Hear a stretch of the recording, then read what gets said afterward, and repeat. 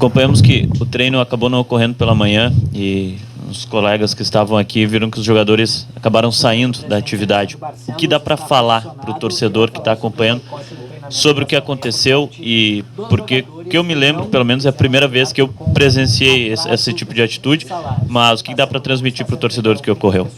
Bom, boa tarde a todos vocês, da imprensa, ao torcedor colorado que acompanha conosco aqui nesse momento, né? Hoje pela manhã nós fomos surpreendidos, né? Eu não estava aqui no estádio, nem no CT, o Papaléu também, naquela hora, início dos trabalhos, com uma manifestação do conjunto dos atletas aí, e uma preocupação em relação a uma parte daquilo que uma parte recebe. Eu vou explicar para vocês, que são os direitos de imagem, da qual encontravam-se em atraso. Esse assunto chegou para mim por volta de 10 horas, mais ou menos, e como nós estávamos, tanto eu quanto o Papaléu, em atividades, nós encaminhamos junto com o William Thomas, que estava conversando com eles naquele momento, que era importante a gente esclarecer esse assunto, para que não ficasse nenhuma dúvida, como sempre fizemos, e transferimos o treino para a tarde, para que a gente pudesse então resolver essa situação com o grupo, e foi isso que fizemos, né? Uma parte, são contratos diferentes, de mais ou menos 45% a 50% do nosso elenco tem esse contrato, a outra metade não tem contrato de imagem. É importante salientar que todos os contratos laborais, trabalhistas, são rigorosamente pagos em dia internacional, e assim tem sido todos os meses, com muita dificuldade. Vocês todos conhecem, não é a primeira vez que a gente fala e vai falar aqui de novo da situação difícil que o clube atravessa, e o direito de imagem é uma parte desse salário que é ligada inclusive a pessoas jurídicas e não pessoas físicas, da qual o clube utiliza o seu fluxo, sempre cuidando da legislação, porque isso tem legislação que rege, para que se mantenha dentro de um espaço, às vezes até adiantado, às vezes em dia, e às vezes 1 ou 2 meses atrás. Esse é uma rotina, infelizmente, difícil, mas necessária de ser admitida, né?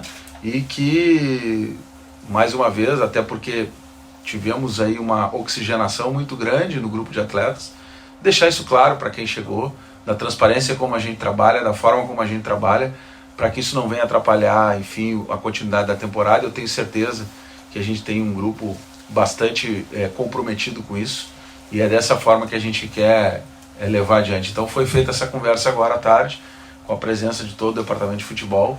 Eu vim para cá, conversamos, e o treino está acontecendo, e a gente tem que estar preparado, porque domingo temos um grande desafio, que é o jogo contra o Bragantino, enfim, e a temporada toda sul-americana, e os jogos que temos pela frente, 2 jogos fora, né? Importante que a gente esteja focado nesse trabalho. Presidente, qual foi a sua reação com a postura dos jogadores, e qual é a sua avaliação em relação à postura dos jogadores que fizeram esse protesto? E como o senhor falou, pegou o senhor de surpresa, o senhor não estava aqui, não estava esperando isso. O que o senhor achou e qual é a sua análise sobre a postura dos jogadores? Veja bem, os jogadores, por óbvio, eles têm o direito, né, como todo trabalhador, repetindo, tem o direito, tá dando interferência. Eu não. Bom, vamos lá.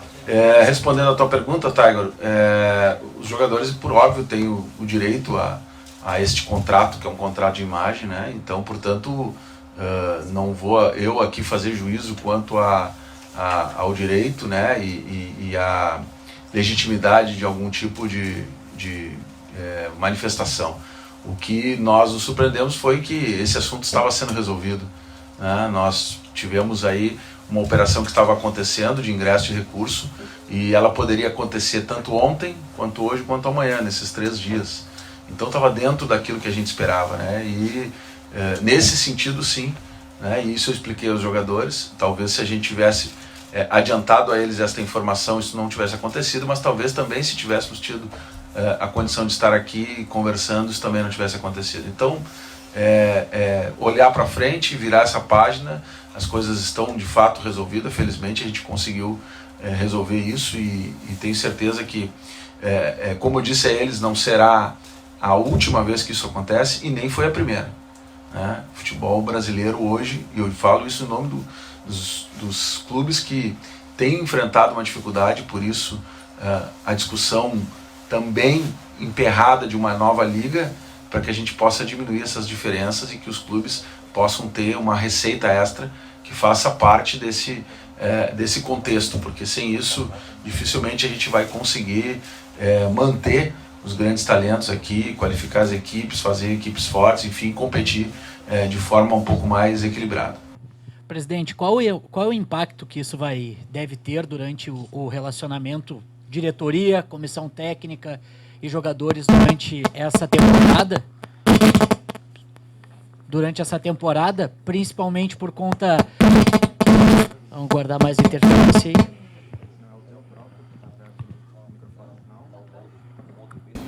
Bom, vamos lá de novo.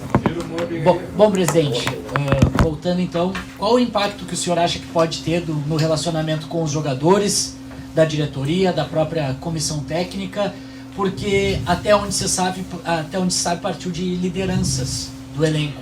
Então eu queria, se o senhor falou com essas lideranças, como é que está sendo e se isso pode ter um impacto futuro. É importante, Douglas, dizer que foi de comum acordo essa decisão de transferir o treino para tarde, tá? Talvez não tenha ficado claro aqui.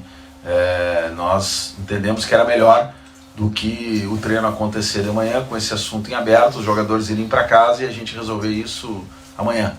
Então, um pedido foi nosso também, de que a gente tivesse essa condição de fazer o treino à tarde, para que eles viessem mais cedo, a gente sentasse, como sempre fizemos, e pudéssemos deixar muito claro essa relação, como sempre foi, né? A gente tem que trabalhar aqui exatamente para que isso não tenha maiores consequências e que a confiança, que aliás é um ponto forte, né? Eu quero dizer isso para vocês, da relação que se construiu aqui ao longo dos anos, de transparência. Nós tivemos momentos difíceis durante a pandemia, onde a gente teve que repactuar muita coisa, e foi repactuado com um grupo de jogadores, com o entendimento de todo mundo. E não é diferente agora, um momento também difícil, nós fomos desclassificados de uma Copa do Brasil, onde se esperava uma receita importante para honrar esses compromissos. Isso não foi, né, não foi por culpa de todos nós, né, alcançado, e portanto estamos todos dentro do mesmo barco e temos que remar na mesma direção para sair sempre do outro lado de uma forma positiva.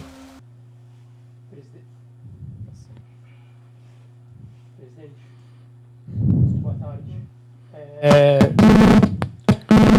Estão brigando aí. Queria te perguntar.